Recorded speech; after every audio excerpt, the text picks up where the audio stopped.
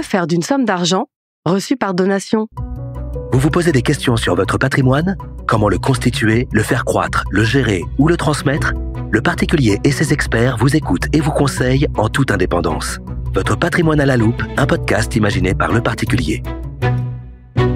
Je suis Pauline Janicot, journaliste au Particulier, et je vais vous parler de Virginie, qui a répondu à notre appel à témoignage. Cette jeune retraitée vit en région parisienne. Elle a 2 grands-enfants. Virginie possède un patrimoine confortable. Elle est propriétaire de sa résidence principale, mais aussi d'une petite maison située dans le Cantal. Elle vient juste de recevoir une donation de la part de sa mère qui s'apprête à partir vivre dans une maison de retraite. Virginie se demande comment placer cette somme d'argent, sachant qu'elle aimerait commencer à transmettre son patrimoine à ses enfants. Dans sa situation, quelles sont les solutions à privilégier ? Par quoi commencer pour faciliter la transmission ? Pour lui apporter des réponses, j'ai à mes côtés Olivier Sénéchal, conseiller en gestion de patrimoine chez OSL Conseil. Bonjour Olivier Sénéchal. Bonjour Pauline. Comment Virginie peut-elle placer cet argent intelligemment ? Alors, elle va avoir plusieurs solutions envisageables, Virginie. Là, dans une logique où elle reçoit de l'argent, elle voudrait anticiper la transmission, mais peut-être qu'elle n'est pas encore très au clair sur ses projets. Une bonne solution qui répondrait, je dirais, à toutes ces problématiques, ce serait évidemment de recourir à l'assurance vie. Pourquoi ? Parce que cet argent resterait disponible pour elle à tout instant, sans aucune contrainte de délai, contrairement à certaines croyances populaires. Il n'y a pas de limitation de date d'échéance minimum avant de récupérer ses fonds. Et puis, on serait quand même déjà dans un cadre favorable en cas de transmission, dans l'hypothèse où Virginie viendrait à disparaître. Alors, pouvez-vous nous rappeler les règles fiscales en matière d'assurance vie ? Oui, alors dans le cas de Virginie, ce sont des règles plutôt simples. Elle a moins de 70 ans. Donc quand on a moins de 70 ans, on peut ouvrir autant d'assurance vie qu'on le souhaite et on va pouvoir verser de l'argent. Si jamais on vient à disparaître, l'argent va être versé aux bénéficiaires du contrat, c'est-à-dire les gens qu'on va avoir désignés dans le contrat. Chaque personne désignée dans le contrat va avoir la possibilité de recevoir jusqu'à 152 500 € en franchise de droit. Et ceux qui dépasseraient, alors ce qui fait déjà une belle somme, mais si ça dépassait, on serait taxé à 20%, et si ça dépassait d'énormément, on serait taxé ensuite à 31,25%, mais là, ce sont des cas beaucoup plus rares. Mais c'est quand même très avantageux. Comment choisir un bon contrat d'assurance vie et limiter les frais ? Alors, face à ça, je crois qu'il y a un peu 2 écoles. Il y a les personnes que ça intéresse, les personnes qui ont envie même de se former, d'apprendre, de se renseigner, qui sont averties, et là, ceux-là peuvent clairement se tourner vers des contrats en ligne. C'est ce qui va permettre évidemment d'avoir les frais les plus simples. Avec une limite, c'est qu'ils vont être face à eux-mêmes, non seulement dans leur choix, mais aussi dans l'organisation de l'ingénierie patrimoniale, et si je puis dire, de leur contrat. Voilà, j'imagine exactement. Aussi. Voilà, mais pour les gens autonomes, c'est très bien de faire ça. Pour les gens qui sont moins autonomes et qui sont moins appétents au sujet, je pense qu'il est plus souhaitable de se faire accompagner par son banquier, par un conseiller en gestion de patrimoine. Là, bien évidemment, les contrats sont plus cher, puisqu'il y a plus de frais. Il y a plus de frais. Là où je pense qu'il faut quand même être assez intransigeant, c'est sur le niveau des frais d'entrée qui ne doit pas excéder vraiment le 1%. Si je devais donner un chiffre, je dirais 1, ce qui me semble déjà discutable. D'accord, très bien. C'est un avis personnel. Quelles sont les autres solutions envisageables pour Virginie ? Eh bien, si Virginie en a les moyens, et ce qui semble être le cas, puisqu'elle a déjà 2 biens immobiliers, elle se pense être à l'abri, faut quand même sûrement un petit peu plus argumenter ce point-là, mais a priori, elle en aurait les capacités. Virginie pourrait se tourner vers ce qu'on appelle le don exceptionnel de somme d'argent, ce qui, dans le jargon populaire, s'appelle le don Sarkozy, qui ne s'appelle plus comme ça. Ça permet à quelqu'un qui a moins de 80 ans, à condition que ses propres enfants soient majeurs, de leur donner 31 865 € en franchise de droit. Donc, ça, c'est le plafond. Ça, c'est le plafond. Tous les 15 ans. 31 865, elle a 2 enfants, donc ça nous fait presque 64 000 €. Ça, c'est un dispositif qui est très intéressant et qui permet de mettre le pied à l'étrier à ses enfants. Ça, c'est la première chose. Et la deuxième chose, là où il est aussi très intéressant, c'est que on ne peut faire valoir ce droit que lorsqu'on est tous vivants autour de la table. Donc si on ne l'a pas fait de son vivant, les enfants ne peuvent pas aller utiliser cet abattement le jour de la succession. C'est trop tard. C'est une donation. C'est une donation. Donc je résume, Virginie, elle peut placer son argent sur un contrat d'assurance vie ou faire un don de somme d'argent à ses enfants. C'est quoi la troisième solution ? Alors, la troisième solution, ce serait de se tourner vers ce qu'on appelle le démembrement de propriété. Alors, qu'est-ce que c'est que ça ? Alors, le démembrement de propriété, on va parler donc là de ces maisons.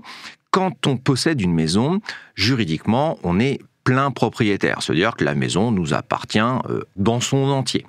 Cette pleine propriété, en fait, elle se distingue en deux droits principaux, la nue propriété et l'usufruit. Alors, je vais d'abord m'attacher à l'usufruit, c'est le plus simple à comprendre. L'usufruit, c'est le droit de jouir d'un bien. C'est-à-dire quoi, jouir d'un bien immobilier ? C'est-à-dire j'ai le droit d'habiter dedans, et aussi, j'ai le droit de le mettre en location et d'en percevoir les loyers. Voilà, donc c'est vraiment moi qui ai la jouissance du bien. Si moi j'ai l'usufruit, ça veut dire que quelqu'un possède la nue propriété. Ça va être le droit complémentaire à cet usufruit. La nue propriété, c'est un réel droit de propriété, mais en fait, j'ai le droit de croiser les bras, d'attendre, et d'attendre quoi ? Que l'usufruitier ne soit plus de ce monde, parce que le jour où il ne sera plus de ce monde, alors la maison sera à moi. D'accord, ça c'est très clair. Mais alors justement, dans le cas de sa maison dans le Cantal, elle peut éventuellement la donner en démembrement ? Tout à fait, elle pourrait le faire. Donc là, comment ça va procéder ? On va faire une évaluation de la valeur de la maison. On va dire, elle vaut 200 000 euros. Et cette maison, on va lui valoriser sa nue propriété, son usufruit. Comment ? Eh bien, c'est très simple. C'est en fonction de l'âge de la personne qui sera l'usufruitier. Elle a 64 ans. Elle a 64 ans. Donc, l'usufruit sera valorisé 40% de la valeur de la maison. Donc, si la maison vaut 200 000 euros, on voit bien que l'usufruit valant 40%, l'usufruit vaut 80 000 euros. Cela signifie que la nue propriété vaut 120 000 euros. C'est un strict calcul fiscal, c'est une règle absolue. Donc, 120 000 euros. Et ces 120 000 euros, c'est ce qu'elle va donner à ses enfants. Et c'est les enfants qui vont être, j'allais dire, taxés sur cette valeur, mais s'ils sont 2 enfants, 120 000 euros par 2, ça fait 60 000 euros, il n'y a pas de taxe à payer. Parce qu'il y a un abattement. Un point intéressant, quand même, s'il y avait des taxes à payer, eh bien, Virginie aura la possibilité de se substituer à ses enfants pour payer la taxe. Non, ce sont les enfants qui payent la taxe. C'est celui qui reçoit qui doit payer la taxe. Mais il y a dérogation possible.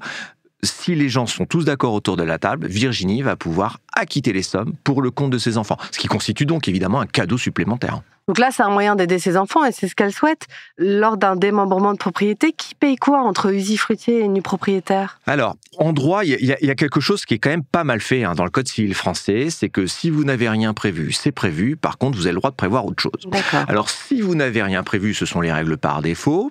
L'usufruitier doit entretenir le bien. Entretenir le bien, ça veut dire s'assurer que la toiture ne prend pas l'eau, que l'électricité est aux normes, doit l'entretenir. Le nu propriétaire, lui, va être tenu aux dépenses de ce qu'on appelle de grosses œuvres. Donc, pour faire simple, les murs périphériques, les murs de soutènement, les charpentes. Ouais, il faut qu'en gros les murs tiennent et soient entretenus. Voilà, c'est ça. Donc, la règle, c'est ça.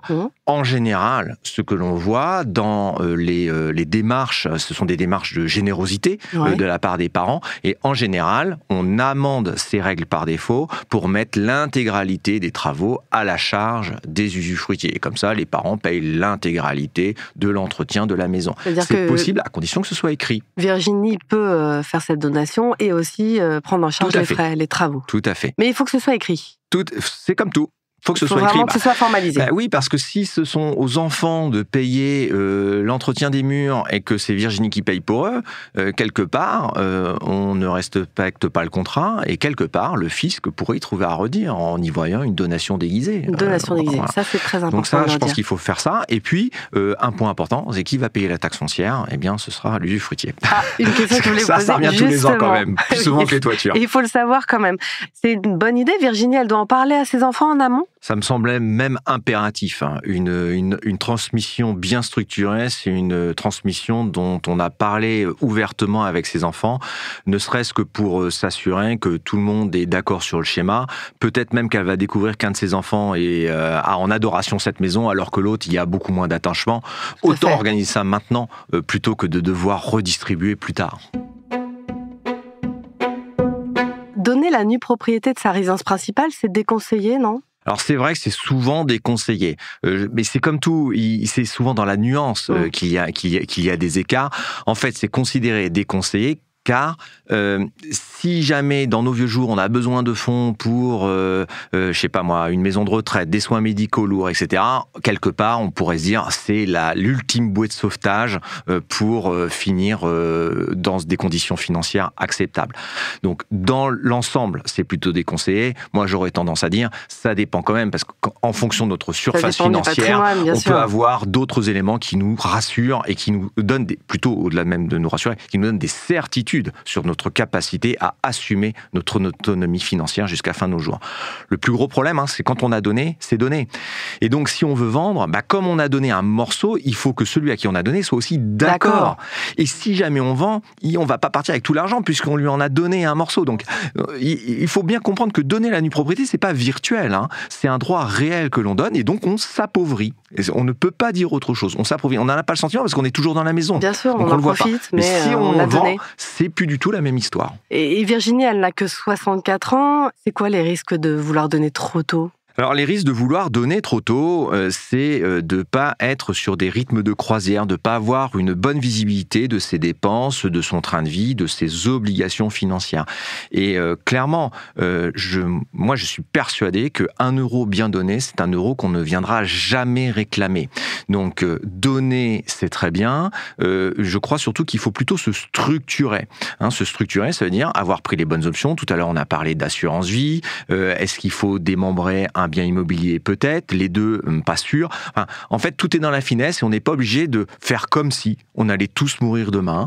Je pense qu'il faut voir son patrimoine comme un film qu'il faut construire. Et donc, il faut accepter qu'il y a une introduction, un développement, une conclusion. Et plus on avance, en effet, inévitablement, plus on se rapproche de la fin, inéluctable. Mais c'est progressivement qu'il faut constituer ça. Merci pour toutes ces réponses, Olivier Sénéchal. Je rappelle que vous êtes conseiller en gestion de patrimoine chez OSL Conseil. Merci d'avoir écouté cet épisode. Vous pouvez retrouver votre patrimoine à la loupe sur Figaro Radio et toutes les plateformes de podcast.